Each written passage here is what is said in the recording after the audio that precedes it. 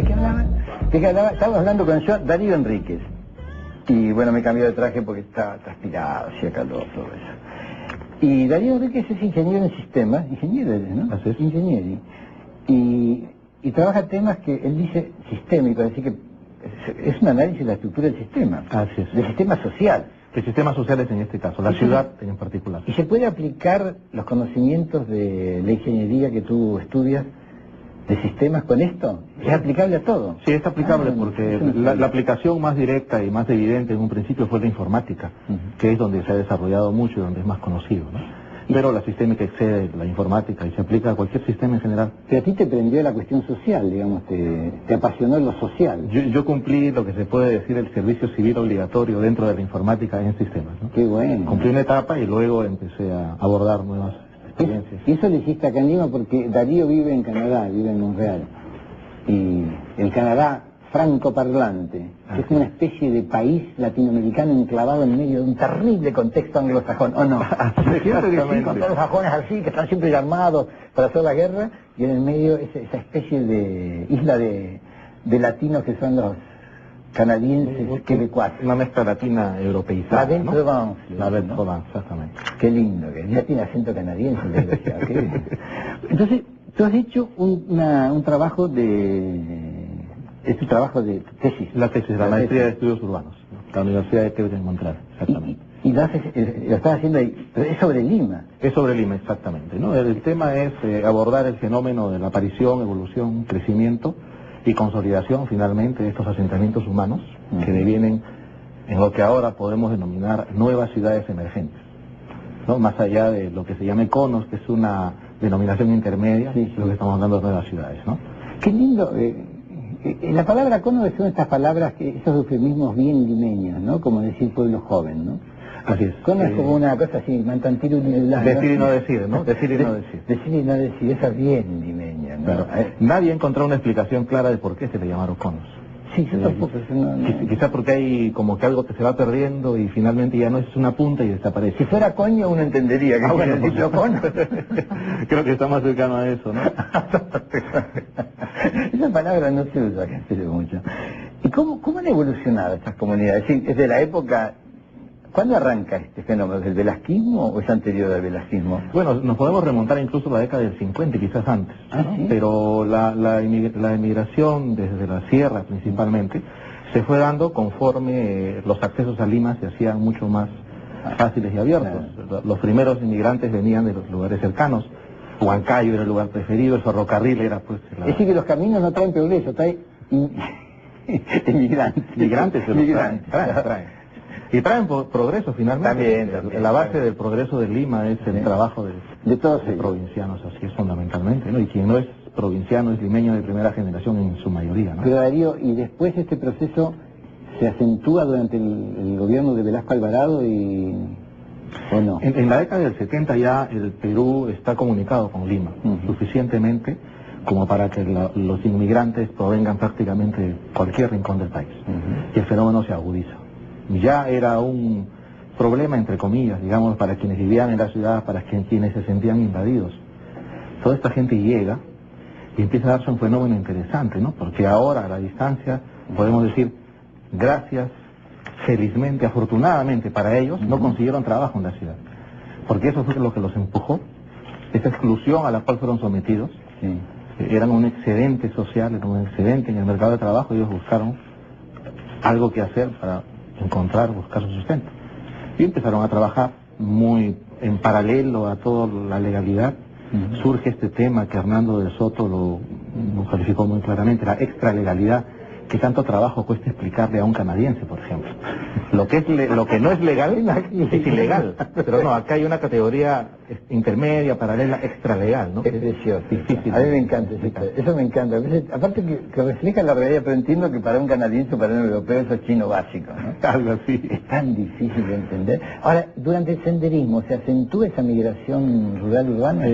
Los migrantes que llegan antes del sendero son migrantes cuya voluntad básicamente está entregada a encontrar el éxito. Afianzarse acá, vienen a afianzarse, vienen en cambio, quienes son desplazados por el terrorismo, ellos no quieren estar acá, ellos de pronto se encontraron traídos por esta ola de violencia hacia Lima Y entonces, en las evidencias empíricas que estamos encontrando, nosotros hemos venido desarrollando un levantamiento cualitativo, que luego vamos a tener que hacer el cruce con lo cuantitativo y llegar a encontrar determinados fenómenos identificables, ¿no? Uno de ellos es que las zonas que fueron cubiertas por migrantes venidos de lugares sacudidos por la violencia han progresado menos.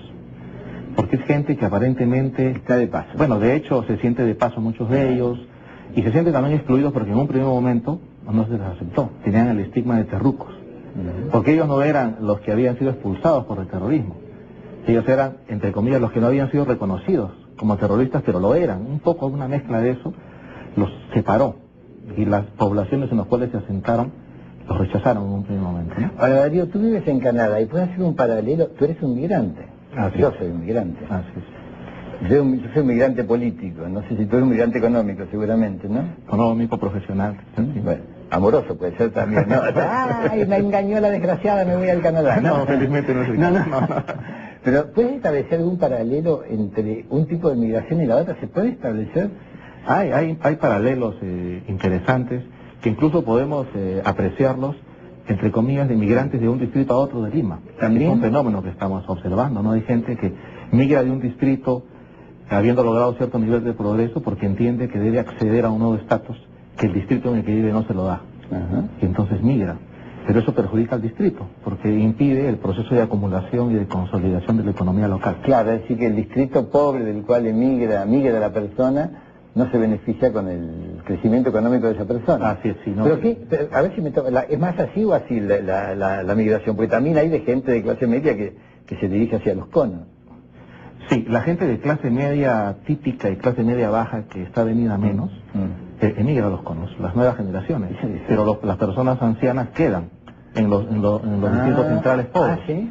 Y hemos encontrado en el levantamiento de información que venimos haciendo cierto fenómeno de empobrecimiento de la zona central de la ciudad. En algunos distritos como Breña, El Cercado, parte de Jesús María, parte del Lince, parte de La Victoria, donde es un tipo de empobrecimiento mucho más crítico que el de los conos o que el de la periferia, porque es un empobrecimiento que no tiene salida, que está en una trampa. Y la única salida que la gente encuentra, la gente relativamente joven, es irse a otro distrito. Por lo tanto, la economía local se va yendo hacia abajo, estancando, se va complicando mucho las posibilidades de salir adelante. Y la densidad poblacional que uno observa en esos distritos, porque los que he mencionado son por coincidencia los más densos de Lima. Quiere decir que no hay espacio para crecimiento y que hay un empobrecimiento, un envejecimiento también de la población.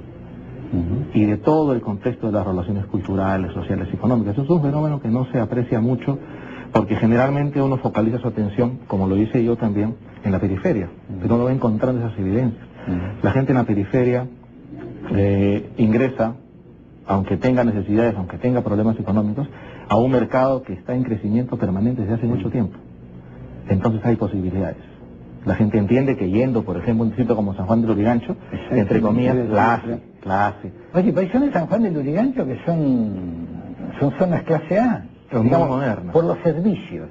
Así es. Jacuzzi, saunas, hoteles con 4 estrellas, pero Gimnasios me he impresionantes. sorprendido. Sí.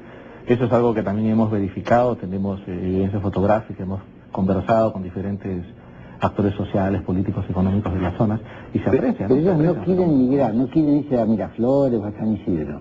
Hay una parte de la periferia que ha encontrado su realización personal, familiar, económica en la periferia. Ese es el ideal. Entonces ya no está buscando que ir a otros distritos. Es el ideal, diga, o no. Sí, Permite el crecimiento económico de ese en distrito. realidad consolida la economía local y es lo que finalmente redunda en el bienestar general, porque el bienestar parte de las ciudades. No hay otra, ¿no? Quizás lo que se habla mucho de este chorreo que le ha faltado al modelo anterior, al gobierno anterior, es que las ciudades no han consolidado su liderazgo. Las ciudades generan bienestar, porque esa economía local es la que genera el bienestar. Qué interesante, ¿no? Qué interesante. Pero hay cosas que te han sorprendido realmente, hay cosas que tú no esperabas en este estudio. Que digas, No esperaba que sea tan intensa, por ejemplo, la penetración de la inversión privada en educación en la periferia. es impresionante, es verdad. Hay definitivamente una actitud de la gente que, no teniendo un nivel de educación formal demasiado elevado, piensa en sus hijos y saca lo último que tiene para darle una mejor educación a sus hijos. Pero hay escuelas privadas